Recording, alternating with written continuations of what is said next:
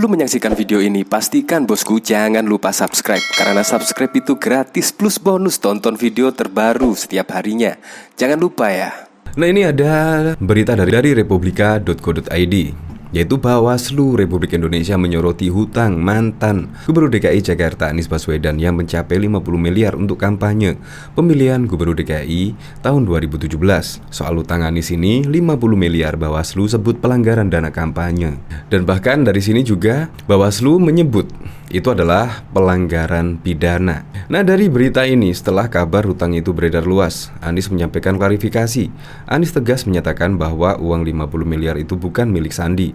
Anies menjelaskan uang 50 miliar itu berasal dari pihak ketiga untuk keperluan kampanye. Nah, padahal sudah diterangkan ya, yaitu dari perorangan itu jumlah maksimal yaitu untuk sumbangan dana kampanye sebesar 75 juta rupiah. Dan kalau perseroan itu sebesar maksimal 750 juta, itu sudah ada undang-undangnya. Tetapi di sini ada yang terdaftar untuk kampanye Anies Sandi sebesar 65 miliar. Nah, sedangkan kelebihannya itu tidak ada.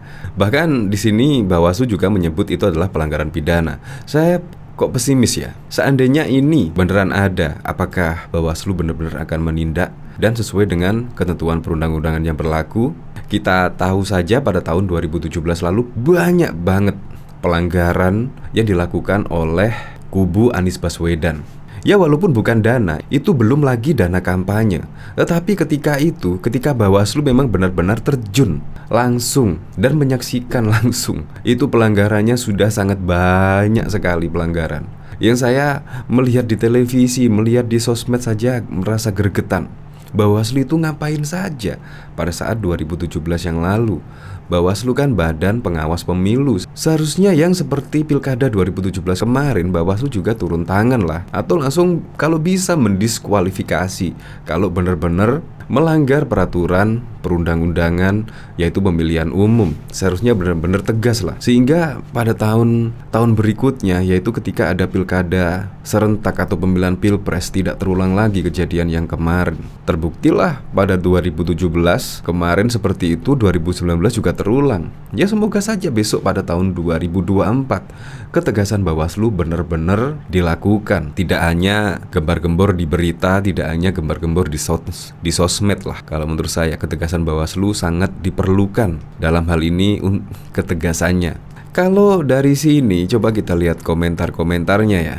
Bawaslu bisa jamin gak lembaga isinya orang-orang yang berintegritas? Rakyat tanya sih, intinya sama aja. Coba cari data gubernur-gubernur yang lain punya hutang berapa untuk modalnya.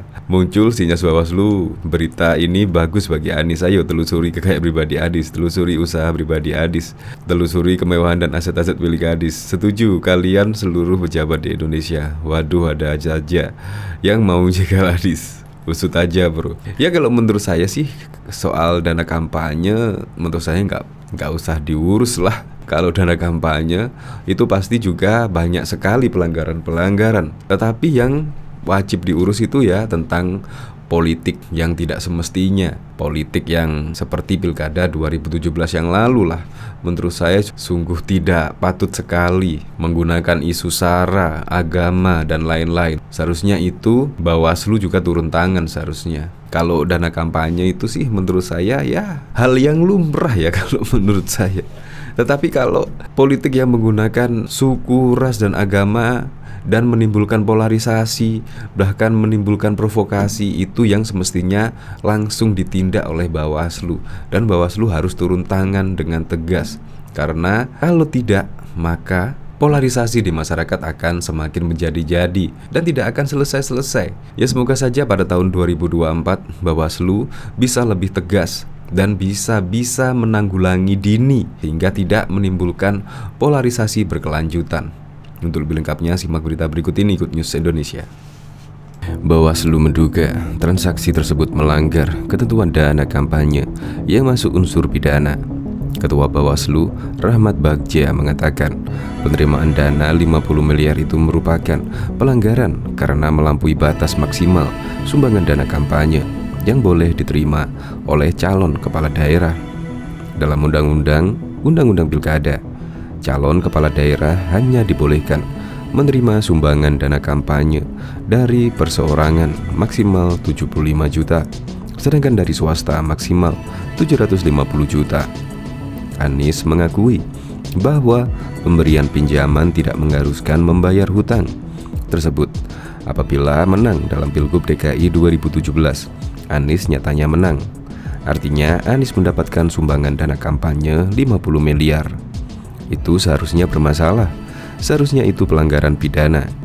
Itu pidana karena dia tidak menyebutkan itu di laporan akhir dana kampanye, kata Bagja kepada republika.co.id di Jakarta pada Selasa, 14 Februari 2023. Bagja menegaskan, meski sumbangan dana 50 miliar itu merupakan pelanggaran ketentuan dana kampanye, tapi perkara itu sulit diusut. Pasalnya Pilkada 2017 sudah selesai. Bahkan Anies sudah selesai menjabat sebagai Gubernur DKI pada 16 Oktober 2022. Biasanya kalau pilkadanya sudah selesai, ya tidak bisa diusut, kecuali pelanggaran dana kampanye ini ditemukan di awal-awal masa jabatan. Ini kan sudah selesai masa jabatannya, baru muncul. Aneh juga baru muncul sekarang. Inilah repotnya kita ini, ujar Bagja. Kendati begitu, Bagja akan memverifikasi sejumlah regulasi untuk memastikan batas kadaluarsa sebuah perkara dugaan pelanggaran dana kampanye. Terlepas dari pengusutan perkara Anies, Bagja berharap kasus serupa tidak muncul lagi saat gelaran pemilu 2024. Anies diketahui merupakan bakal calon presiden yang hendak berlaga dalam pemilu 2024. Perkara sumbangan dana kampanye Anies ini sebelumnya diungkap oleh Waketum DPP Partai Golkar Erwin Aksa. Dia menyebut Anies berutang kepada Sandiaga Uno sebesar 50 miliar saat Pilgub 2017. Anies dan Sandi merupakan pasangan calon gubernur dan wakil gubernur ketika itu. Adapun Erwin adalah tim pemenangan kampanye pasangan Anies Sandi. Setelah kabar hutang itu beredar luas, Anies menyampaikan klarifikasi. Anies tegas menyatakan bahwa uang 50 miliar itu bukan milik Sandi. Anies menjelaskan uang 50 miliar itu berasal dari pihak ketiga untuk keperluan kampanye. Pihak ketiga tersebut mengharuskan Anies dan Sandi mengganti uang tersebut apabila mereka tidak terpilih sebagai gubernur, wakil gubernur. Sebaliknya, utang tersebut dianggap lunas apabila Anies Sandi menang. Jika ada pihak ketiga yang mendukung, kemudian saya menyatakan surat pernyataan hutang, ada tanda tangan. Apabila kalah maka saya dan Pak Sandi berjanji mengembalikan. Jadi saya dan Pak Sandi jika itu selesai, itu yang terjadi, ujar Anies dalam wawancara di channel YouTube Mary Riana pada Sabtu 11 Februari 2023. Pasangan calon gubernur DKI Jakarta Anies Baswedan dan Sandiaga Uno melapor pengeluaran dana kampanye pada hari terakhir masa kampanye pada Sabtu petang 11 Februari 2017. Kami lakukan ini untuk mengirim pesan bahwa good government itu harus dibuktikan, bukan pada satu-satu kasus saja, kata Anies saat merilis di rumah pemenangnya Jalan Melawai, Jakarta Selatan. Anies menjelaskan pihaknya berkomitmen terus transparan. Dia juga berharap pasangan calon gubernur lain mengikuti jejak mereka. Anies juga nanti akan menerapkan sistem ini jika menjabat Gubernur DKI Jakarta. Menurut dia, sampai saat ini tata kelola pemerintah DKI Jakarta belum mendapatkan laporan wajar tanpa pengecualian. Tapi akan pastikan rencana APBD DKI Jakarta akan dieksekusi dan meraih wajar tanpa pengecualian, tutur Anies. Pemda besok harus jadi transparan dan bisa diaudit. Pasangan Anies Sandi melaporkan total pengeluaran kampanye mencapai 64,7 miliar. Pengeluaran paling besar adalah dana penyebaran bahan kampanye, termasuk membeli baju seragam senilai 19,2 miliar. Selain itu, dana untuk belusukan senilai 11,7 miliar, rapat umum 6,5 miliar, pertemuan terbatas 2,3 miliar, dan lain sebagainya. Adapun pendataan dana kampanye mencapai 65,3 miliar. Dana itu berasal dari pasangan calon sebanyak 63,3 miliar. Anies menyumbangkan anggaran 400 juta, sisanya ditanggung Sandi. Selain itu, mereka mendapatkan dana dari partai pengusung sebanyak 1,1 miliar. Pasangan nomor urut 3 ini juga mendapatkan sumbangan dari pihak lain, termasuk pribadi, sekitar 900 juta. Sebagian besar dana itu telah digunakan untuk kampanye mereka selama lebih dari 3 bulan terakhir. Sandi menyatakan pihaknya adalah satu-satunya pasangan calon yang konsisten melaporkan anggaran kampanye. Hal ini juga dikuatkan oleh keterangan Dewan Syuro Partai Keadilan Sejahtera Hidayat Nur Wahid. Kami juga mendeklarasikan gerakan anti korupsi dan anti serangan fajar, ungkapnya. Setelah kabar hutang itu beredar luas, Anies menyampaikan klarifikasi. Anies tegas menyatakan bahwa uang 50 miliar itu bukan milik Sandi. Anies menjelaskan uang 50 miliar itu berasal dari pihak ketiga untuk keperluan kampanye. Jadi, ada pihak ketiga yang mendukung, kemudian saya menyatakan surat pernyataan hutang. Ada tanda tangan, apabila kalah maka saya dan Pak Sandi berjanji mengembalikannya. Menanggapi kabar yang beredar luas itu, Badan Pengawas Pemilihan Umum Bawaslu menanggapi pernyataan mantan Gubernur DKI Jakarta Anies Baswedan mengenai utang 50 miliar kepada Menteri Pariwisata dan Ekonomi Kreatif Menparekraf Sandiaga Uno. Anies menyatakan bahwa dana itu bukanlah hutang, melainkan pinjaman yang tak perlu dibayarkan bila Anies Sandi menang di Pilkada DKI 2017. Dengan kata lain, dana itu akhirnya menjadi sumbangan dalam kampanye Anies Sandi. Ketua Bawaslu Rahmat Bagja menyatakan bahwa dana itu merupakan pelanggaran pidana bagi kedua tokoh tersebut. Terlebih, dana itu tak dilaporkan kepada Bawaslu. Itu seharusnya bermasalah. Seharusnya itu pelanggaran pidana. Itu pidana karena dia tidak menyebutkan itu di laporan akhir dana kampanye, kata Bagja. Dikutip pada 16 Februari 2023. Bagja juga menjelaskan, meski sumbangan dana 50 miliar itu merupakan pelanggaran ketentuan dana kampanye, tapi perkara ini susah diusut. Pasalnya Pilkada 2017 sudah selesai. Bahkan Anies juga sudah selesai menjabat sebagai Gubernur DKI pada 16 Oktober 2022. Kendati begitu, Bagja akan memverifikasi sejumlah regulasi untuk memastikan batas kadaluarsa sebuah perkara dugaan pelanggaran dana kampanye. Terlepas dari pengusutan perkara Anies, Bagja berharap kasus serupa tak akan muncul lagi saat gelaran pemilu 2024. Undang-Undang Nomor 10 Tahun 2016 tentang Pemilihan Gubernur, Bupati, dan Wali Kota atau Undang-Undang Pilkada mengatur sejumlah sumber pendanaan kampanye pasangan calon kepala daerah. Undang-undang ini sudah berlaku sejak 2016 hingga Pilkada 2024 mendatang. Di pasal 74 ayat 1 mengatur 3 sumber sumbangan dana kampanye, yakni berasal dari parpol dan koalisi parpol, pasangan calon yang berlaga, dan sumbangan pihak lain yang tidak mengikat. Ada batas maksimal sumbangan dana kampanye dari perorangan dan perusahaan atau organisasi swasta berbadan hukum. Pula harus mencantumkan identitas yang jelas.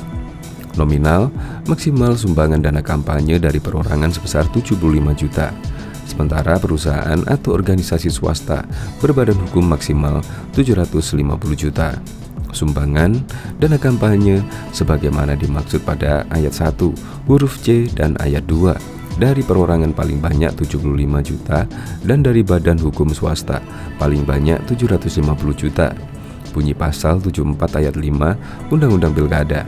Selain itu, Undang-Undang Pilkada juga memerintahkan agar parpol atau koalisi parpol yang mengusung kandidat kepala daerah wajib memiliki rekening khusus dana kampanye atas nama pasangan calon. Rekening itu harus didaftarkan kepada KPU Provinsi atau KPU Kabupaten Kota. Aturan ini diatur dalam pasal 74 ayat 3 Undang-Undang Pilkada.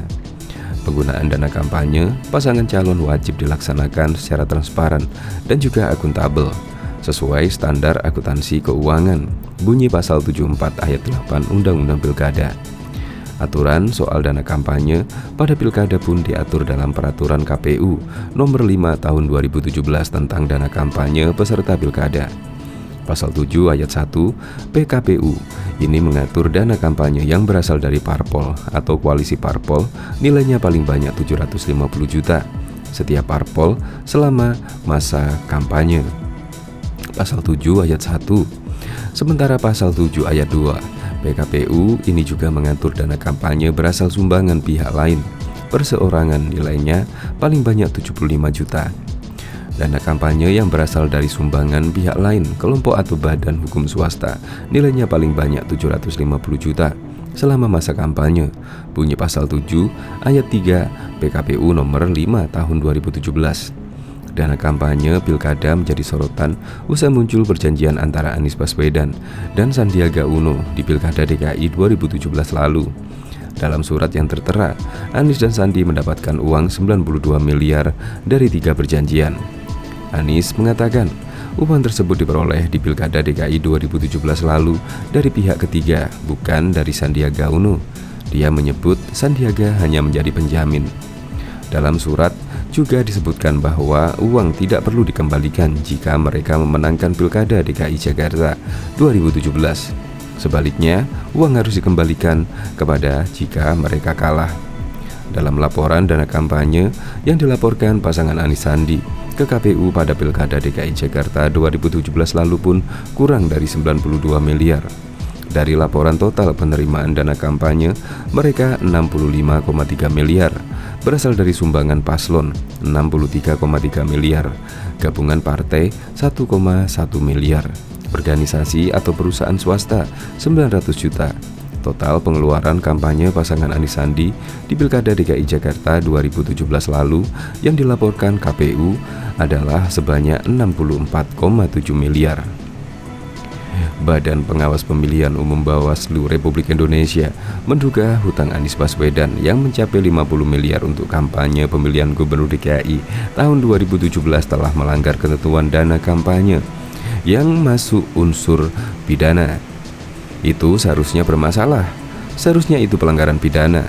Itu pidana karena dia tidak menyebutkan itu di laporan akhir dana kampanye, kata Ketua Bawaslu RI Rahmat Bagja dikutip pada Kamis 16 Februari. Menurutnya, penerimaan dana 50 miliar itu merupakan pelanggaran karena melampaui batas maksimal sumbangan dana kampanye yang boleh diterima calon kepala daerah.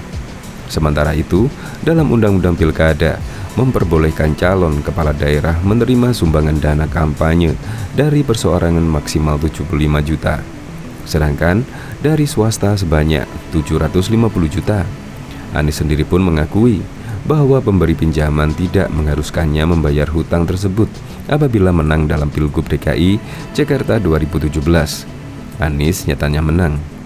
Artinya Anies mendapatkan sumbangan dana kampanye 50 miliar. Bagja menjelaskan, meski sumbangan dana 50 miliar itu merupakan pelanggaran ketentuan dana kampanye, tapi perkara ini sangat sulit diusut. Sebab, tegas Bagja, Pilkada 2017 sudah selesai, bahkan Anies juga sudah selesai menjabat sebagai Gubernur DKI Jakarta tahun 2022 lalu. Biasanya, kalau pilkadanya sudah selesai, ya tidak bisa diusut. Kecuali pelanggaran dana kampanye ini ditentukan di awal-awal masa jabatan, ungkapnya. Ini kan udah selesai masa jabatannya, baru muncul. Aneh juga ya, baru muncul sekarang. Inilah repotnya, kita ini timpal Bagja. Namun demikian, pihaknya akan mengecek sejumlah regulasi untuk memastikan batas kadaluarsa sebuah perkara. Bagja pun berharap agar kasus serupa tidak muncul lagi saat gelaran pemilu 2024. Anies diketahui merupakan bakal calon presiden utusan Partai Nasional Demokrat atau Nasdem yang akan berlaga dalam pemilu 2024. Namun hingga saat ini belum ada juga yang bakal mendampingi sebagai cawapres dari Anies Baswedan.